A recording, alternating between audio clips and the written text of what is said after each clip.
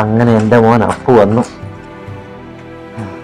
ഓൻ വന്നതോടെ എൻ്റെ അസുഖങ്ങളെല്ലാം മാറി. ഇനി ഇതിൻ്റെ ഒന്നും ആവശ്യമില്ല.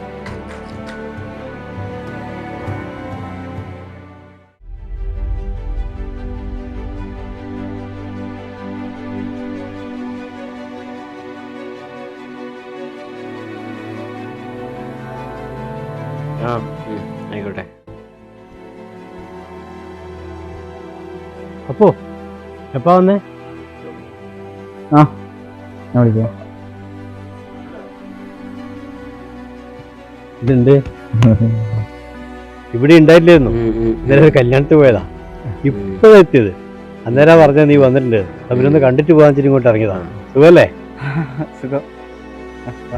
നീ വന്നോണ്ട് അച്ഛന് സന്തോഷമായിട്ടുണ്ടാവും. നീ ഇപ്പൊന്നും വന്നല്ലോ അല്ലേ മോനെ. സാഹചര്യല്ലേ? എന്ത് സാഹചര്യം? എത്ര കാലമായി അച്ഛൻ കഷ്ടപ്പെട്ട് കിടക്കുന്നത്. ആകെ ഒരു മോനാണുള്ളത്. പിന്നെ കഷ്ടപ്പെട്ട് പഠിപ്പിച്ച് വിദേശത്ത് ജോലിയും മേടിച്ചെന്ന് വേണ്ടിയിരിക്കുന്നു. അച്ഛനെ നോക്കാൻ ആരും കൊണ്ടാണ്. പാവം അമ്മ മരിച്ച ശേഷം അദ്ദേഹം ഒറ്റക്കല്ലേ കിടക്കുന്നത്. മരുന്ന് മേടിക്കാൻ പോലും ഒരാളില്ല. അപ്പുറത്തുള്ള പ്രകാശനും രാമകൃഷ്ണനും ഒക്കെയാണ് മരുന്നെല്ലാം മേടിച്ചു കൊടുക്കുന്നത്. അയൽവാസികളെ നമ്മളെല്ലാം സഹായത്തിൽ ഇതിൽ വെള്ളം പോലും മേടിച്ചു കൊടുക്കുന്നത് നമ്മളെ രാവിലെ വന്നിട്ടാണ് ഇട്ട് കൊടുക്കുന്നത്. തീരെ വയ്യ ഇപ്പോൾ. അപ്പം അങ്ങനെ എനിക്ക് വരാൻ തോന്നിയല്ലോ. അല്ല, എൻ്റെ കല്യാണ കാര്യം എന്തായി? ശരിയായി അച്ഛൻ പറഞ്ഞല്ലോ. പെണ്ണെവിടെയാന്ന്? വിദേശത്താ? അല്ല മതാമേങ്ങാറ്റായിരിക്കുമോ? അച്ഛനെ സഹായിക്കാൻ എന്താ എപ്പോഴും കിട്ടുമോ?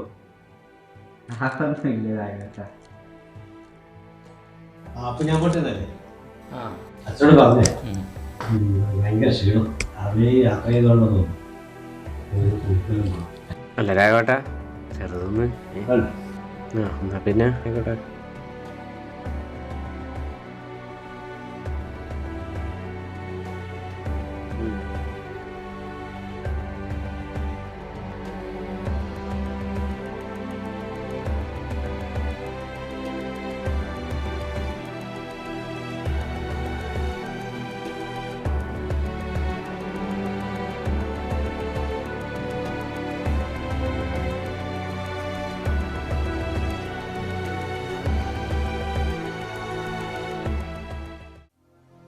അപ്പോ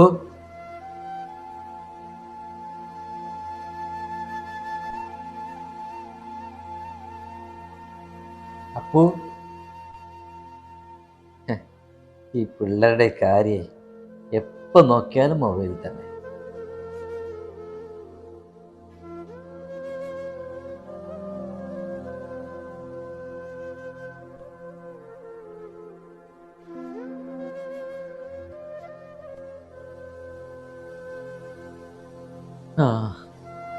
അവർക്കിപ്പം മൊബൈലേ വേണ്ട.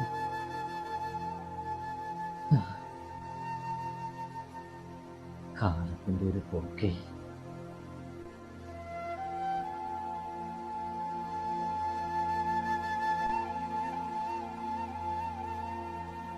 പണി കുറേ ഉണ്ട്, കല്യാണമായി.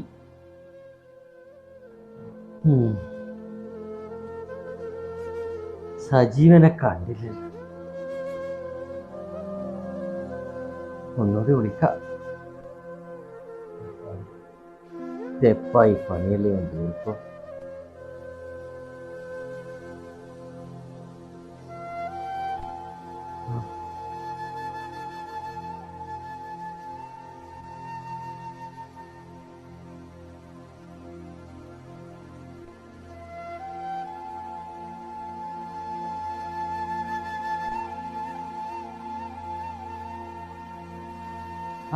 സജീവ,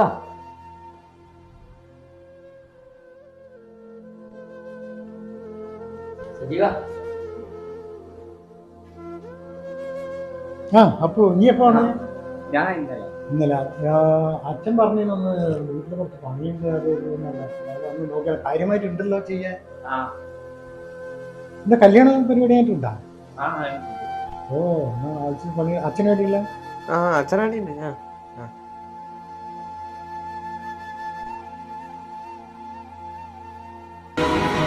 അച്ഛാ അച്ഛാ അച്ഛാ അച്ഛാ അച്ഛാ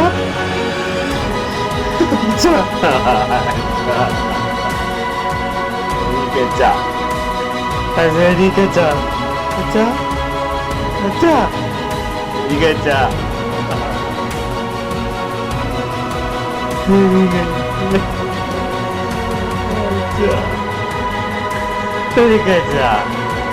അച്ഛാ